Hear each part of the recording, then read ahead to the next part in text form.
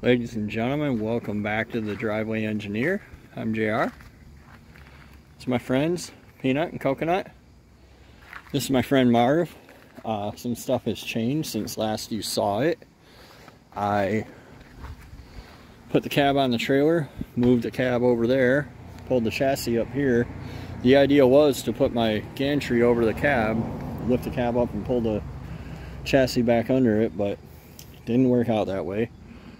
This gantry is like probably 2 foot too short, and that's okay. I have some other stuff to do anyway. Whenever you're doing a project, it's hard to avoid going down the rabbit hole of ridiculousness, right? Like, while you're doing this, it's really easy to do that, which leads to that, which leads to this, which leads to that, which leads to, you know, you change directions and the whole thing's for sale on Marketplace. And nobody wants to buy it because it's this, even though it could be really, really cool, it's this, right? So, it's always hard to know where to draw the lines, right? Like, you hop on the forums, you hop on the Facebook groups, these people will be like, oh, you got to do injectors or you're going to hate your life. You got to do custom tunes or it's going to be slow, blah, blah, blah, blah, blah. I'm not as intimately familiar with these trucks as I am, you know, with like that LS over there, right? That I know exactly what to do. I know exactly what not to do. I know what works. I know what don't works. Now I'm more in your shoes where, you know, you're looking at it and you're going, gosh, what do I need to do? So here's what I've come up with, right or wrong. I'd love to hear your opinion on it. It doesn't mean I'm going to heed it, but I'd love to hear it. I purchased, so I'll insert a clip real quick. These up pipes were definitely leaking when I bought the truck, period. That was all bad. I don't know how it ran because I never drove the truck. It set backwards around the area, around the yard here. So I bought some really nice imported stainless thick wall, heavy duty, heavy flange up pipes from eBay, and I bought a really nice stainless down pipe. And the down pipe's supposed to be a huge upgrade, and then other people say I changed it and I didn't feel a difference. Doesn't really matter. I cut mine to get the transmission out, and it turned out that the old cab was sank so far it didn't matter. Like, I took the bolts off the center plate and I couldn't reach, still couldn't reach. Like, the center plate's supposed to be up here, mine was like down here. My cab was sunk a good 2 inches, 3 inches. But anyway, back to the point of what I'm talking about here. Should I do a KC 300 drop-in? Should I do a T4? Should I do this? Should I do that? Should I do the other thing? I don't really know. But here's what I do know. Like, I was alive. I was a teenager. I was in high school when these things were brand new, and they were towing fifth wheels and boats and whatever people wanted to haul all over the country. They weren't super popular. For the most part, you saw gas engines back in the 90s, but, you know, they were around. So what I was faced with, you know, on this front is, should I do manifolds? We'll get in here and you see that my manifold bolts on this side look pretty okay, right? So I'm not going to do them, or I wasn't going to do them. Go to the other side, they're garbage. They're absolute trash. We're, I don't know, like one rowdy tune from blowing this bolt off. This one down here as well. Not in great shape. So, should I buy manifolds? Should I buy imported manifolds? Should I buy OE manifolds only? Should I buy, you know, whatever? Dormans, are they good? Are they junk? I don't really know. I'm just going to tell you that up front. What I do know is, like a lot of things, I'm not going to throw a bunch of money at this shit. I am going to, because I have to do the up pipes anyway.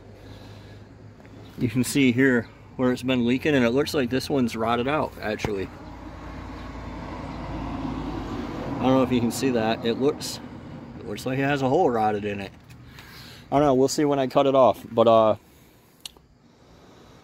E-fuel's another one. Should I do E-fuel? Should I not? I don't really know. E-fuel is easier to get at later if I want to do it. All you really need to do, in my opinion, is figure out these fittings in the heads and do it yourself. I have no idea why people are paying $1,000 for an OE fuel pump and some push-to-connect lines, but not my business. What I'm going to do today, and I'm going to show you this, and there's always like the bit of, I'm on social media, right? So I got to give things a little bit of pizzazz. Here's my plan. I'm just going to lay it out for you. I'm going to do these up pipes. I'm going to replace the bolts. I'm not going to replace the manifolds. I am going to sandblast and Cerakote them. The turbo, I might put a smaller turbine housing on. We'll see. I'm going to delete the exhaust back pressure valve that's in here. I'm going to do a wheel upgrade, that kind of thing, to make it spool a little quicker. I do know, I've driven these. I do know that they're lazy stock. But like everything back here, I just don't want to mess with again. Like the point of this truck is it's supposed to be my last truck, right? Like I can wrap this up, sell that, drive that every day, and use this when I need to haul shit. So that's what I would like to do. And I would like to, you know, the cab's never coming off of it again, not while I own it. You know, and these pipes should never have to be touched again. So what I am going to do right now is cut these pipes, get these manifolds off, and get this turbo off. And I'll show you guys what we see, and when you see the truck next, you'll see all the stuff shiny and new. Alright, so I don't even know why I told you guys next time you saw it, it would be all brand new, because that's ridiculous. I'm not on reality TV. But I meant to say it, next time you see it, it'll be taken apart. Yeah, I'm going to have to ponder what upgrades I want to do. I want to delete the fuel bowl. Do I want to go to e-fuel? Do I want to go to e-fuel and four-corner fueling? I don't know. But sometimes the project tells you what you're going to do and replace and upgrade. So in this case, it's hard to see, but that passenger side manifold is missing a big chunk of itself. So one of the things that I pondered was, if you want to do an intercooler on one of these, you have to find an early 99 Super Duty Spider, and they go for a premium. But because I knew that I had to do up pipes, I wondered how involved it would be to go to a late 99 and up setup, and that requires replacing the, according to the internet, driver's side manifold, but not the passenger, and the up pipes and some other stuff. And then you can use a late 99 Spider, and you can use a billion intercoolers, and it would be cheap. The reason I went down that road. I didn't do that, but anyway, neither here nor there. They say you have to replace this manifold, but they don't say anything about this manifold, so I don't know if it's the same or not. Rock Auto shows a different part number. In Ford's little scheme of numberings, like C is the 70s, and then the next letter would be like C8. So a C8, FTZ, whatever part number would be a 78 part number. There's an F4 manifold and an F8 manifold, which would be 94 and 98, which would tell me it was revised for Super Duties, but I don't know why. But you can buy a pair of manifolds for a Super Duty on eBay for like 140 bucks.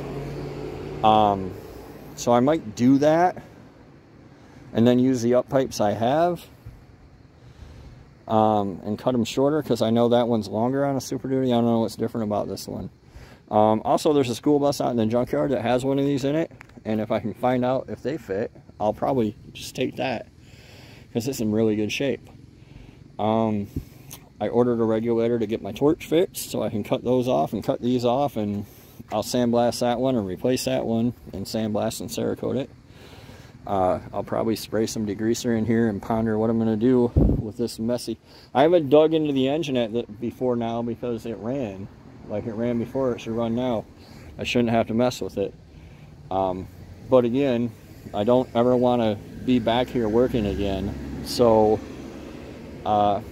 you know, like these O-rings and stuff like that, these lasted for 190,000 miles. I know they're a problem child, and I can see where something's been leaking down mine, so I'll just replace them. But yeah, let me know what you guys think, if you have any input. I'd like to hear it. And if not, thanks for following along on my boring update. And we'll see you next time on the Driveway Engineer. See you guys.